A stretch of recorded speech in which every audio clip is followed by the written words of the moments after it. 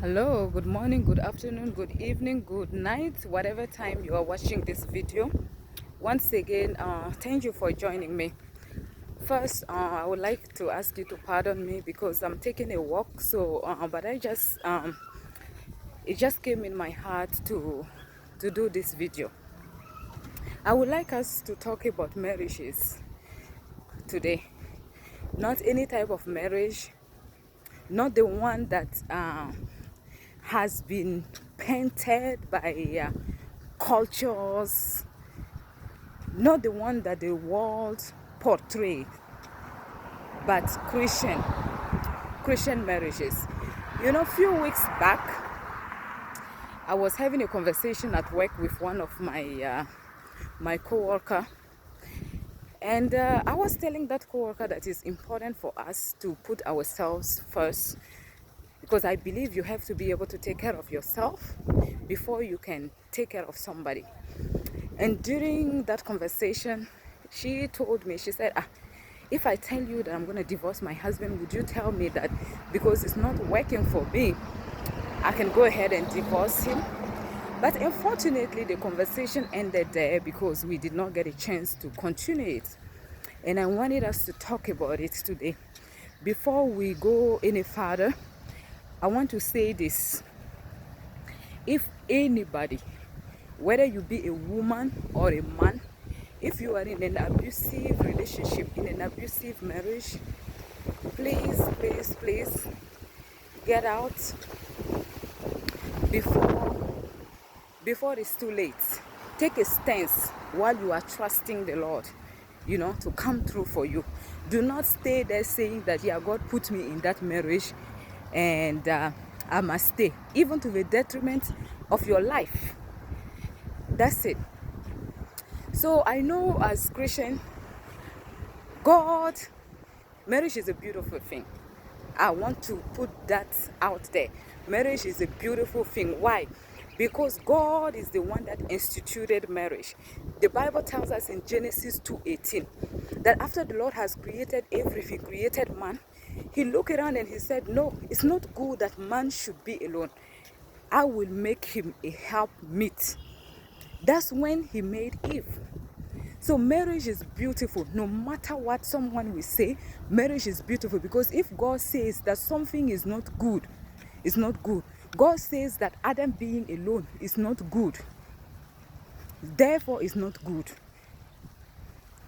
So, but the question here that I want us to approach today is, how do we build a lasting, loving, enjoyable marriages? That's the question that I want us to. And to do that, we're going to look at Ephesians 5.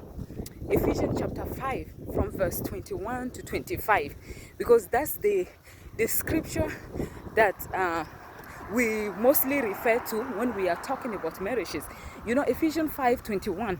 Correct me if I'm wrong. I may not know the exact scriptures, but I believe it's Ephesians 5:21.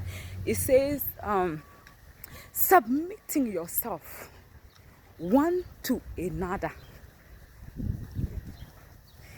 Submitting yourself one to another. That is the anchor of the subsequent verses of 22, 23, 24, 25.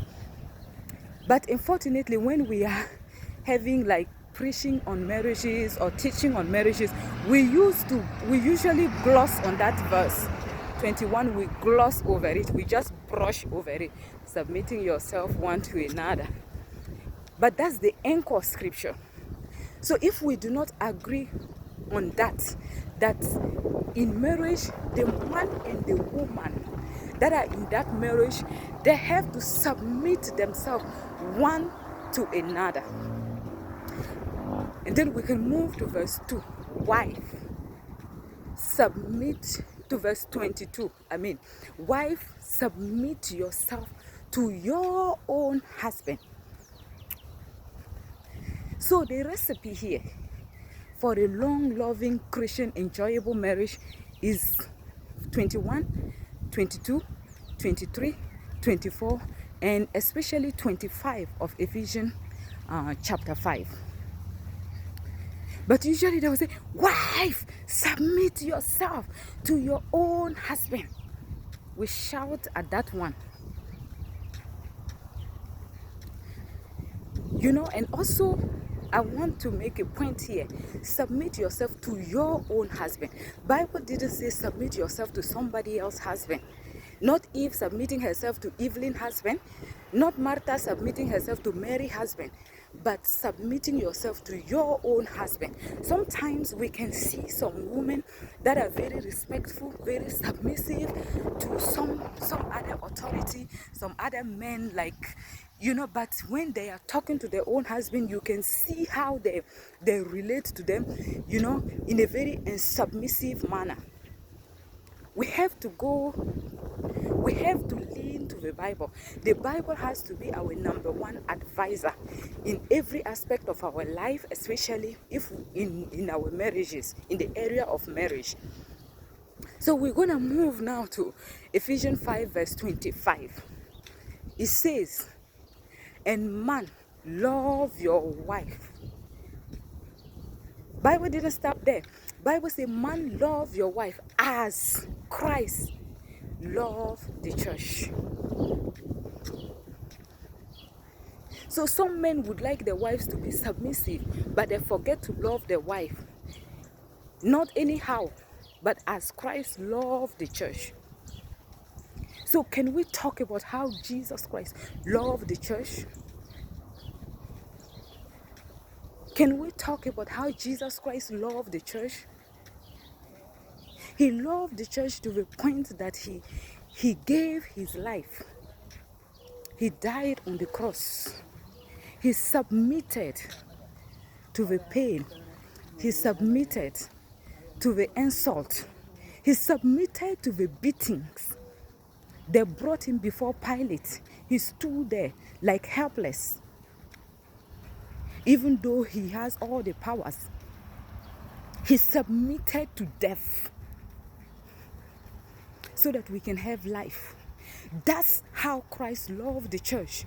So, oh ye man, Bible say, love your wife as Christ loved the church. I truly believe that if we submit ourselves one to another, like Ephesians 5:21 says, and the wife submit herself to the man, and the man loving the wife as Christ loved the church, we should be able, by the grace of God, to enjoy our marriages.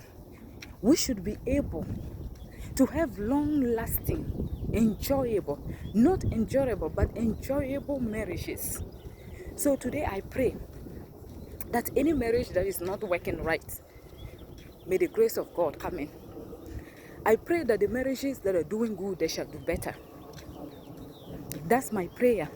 And please, let's take time to meditate upon Ephesians 5, especially from 21 down to 25. Ephesians chapter 5, 21 down to 25. And may the Lord help us. And I want again to thank you, the purpose-driven minded people, for joining me. Thank you for sharing the video.